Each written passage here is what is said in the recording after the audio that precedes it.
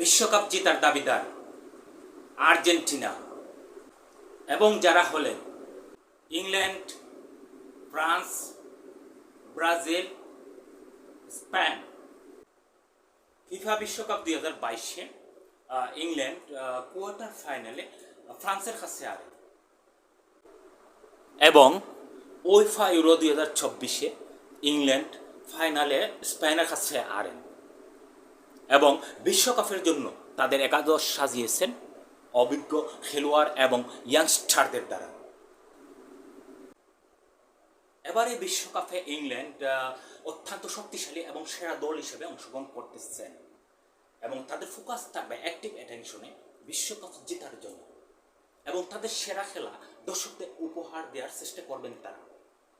এবং তারা এসব কারণে আমি মনে করি যে বিশ্বকাপ জেতার জন্য তারা এবার দাবিদার। ফিফা বিশ্বকাপ 2022 ফ্রান্স আর্জেন্টিনার কাছে ফাইনালে হারেন এবং উয়েফা ইউরো 2024 স্পেনের কাছে সেমিফাইনালে হারেন। ফ্রান্স খুবই শক্তিশালী দল, তারা এবার বিশ্বকাপে অর্থাৎ তাদের একাদশ সেভাবেই সাজিয়েছে, অর্থাৎ তাদের চমক দর্শকদের উপহার দেওয়ার চেষ্টা করবে।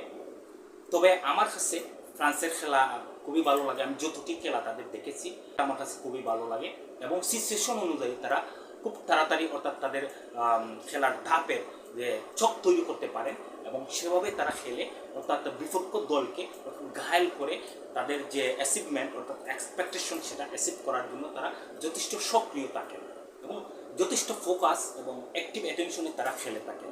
তাই আমি মনে করি যে ফ্রান্স এবারও অর্থাৎ বিশ্বকাপ জেতার জন্য অর্থাৎ দাবিদার।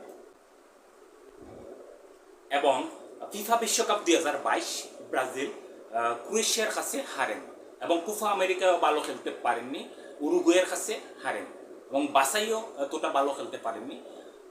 তবে ব্রাজিল এবার অর্থাৎ শক্তিশালী দল, তাদের একাদশ খুবই তারা সেভাবেই সাজিয়েছেন। তারা বিশ্বকাপে অর্থাৎ তাদের চমক এবং ভালো খেলা সেরা খেলায় তারা দর্শকদের উপহার দেওয়ার চেষ্টা করবেন এবং বিশ্বকাপ জেতার চেষ্টা করবেন। তবে আমি ব্রাজিলের যে কয়টা খেলা দেখেছি আমার কাছে ভালোই লাগে, অর্থাৎ তাদের খেলা যখন আমি দেখি অর্থাৎ আমি খুব অবাক হয়ে অর্থাৎ তাদের খেলা দেখি, আমার কাছে ভালো লাগে। তাদের সেরা খেলায় যে কোনো সিচুয়েশনে তারা খুব তাড়াতাড়ি অর্থাৎ তাদের এক্সপেকটেশন অ্যাচিভ করার তারা সেই অর্থাৎ তারা সেভাবেই খেলতে পারেন, সেভাবে তাদেরকে অর্থাৎ সাজাতে পারেন। তবে আমি মনে করি যে ব্রাজিল অবশ্যই এবার বিশ্বকাপের জন্য অর্থাৎ সেরা দল হিসেবে এবং তারাও বিশ্বকাপ জেতার জন্য দাবিদার। ফিফা বিশ্বকাপ 2022-এ স্পেন মরক্কোর কাছে হারেন এবং উয়েফা ইউরো 2024-এ ইংল্যান্ডকে হারিয়ে তারা চ্যাম্পিয়ন হন। তবে এবারে বিশ্বকাপে তাদের একাদশ সাজিয়েছেন তারা সেভাবেই অর্থাৎ ধাক লাগানোর মতো অর্থাৎ চমক দেখানোর মতো তারা চমক অর্থাৎ দর্শককে উপহার দেওয়ার চেষ্টা করবেন এবং তারা এই বিশ্বকাপ জেতার জন্য তারা যথেষ্ট শক্তিশালী ভূমিকায় থাকবেন এবং তাদের যে একাদশ এবং তাদের যে অ্যাক্টিভ ফোকাস এবং অ্যাটেনশন সেটা তারা খুবই দারুণভাবে তারা অর্থাৎ খেলে থাকেন। তাদের একাদশের মধ্যে যে কম্বিনেশন অর্থাৎ বুঝাবুঝি একে অন্যের মধ্যে যে তাড়াতাড়ি ইনস্ট্যান্টলি তারা যে কোনো সিচুয়েশনে অর্থাৎ তারা যেভাবে তারা চমক অর্থাৎ খেলতে পারেন এবং সিচুয়েশনে তাদের যে এক্সপেকটেশন সেটা অ্যাচিভ করার জন্য আমার কাছে ভালো লাগে। আমি যে স্পেনের খেলা দেখেছি অর্থাৎ স্পেনের খেলা আমার কাছে খুবই ভালো লাগে, আমাকে আকৃষ্ট করে এবং আকৃষ্ট করার মতো তাদের খেলা তারা খেলে থাকে এবং অর্থাৎ চমক লাগার মতোই তারা যেন খেলে থাকেন। তাই আমি মনে করি এসব চিন্তা করে যে এবারে বিশ্বকাপে অর্থাৎ বিশ্বকাপ জেতার জন্য তারা দাবিদার।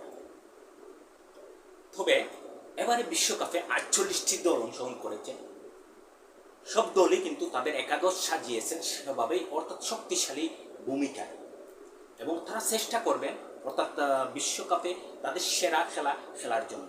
তাদের ভূমিকা থাকবে যে বিশ্বকাপ জেতার জন্য সবাই এভাবেই খেলবে, তাদের চমক অর্থাৎ তাদের সেরা খেলায় অর্থাৎ উপহার দেওয়ার চেষ্টা করবেন দর্শকদের। তবে বিশ্বকাপ তো আর সব দলই জিততে পারবেন না, যে কোনো এক দল চ্যাম্পিয়ন হবে।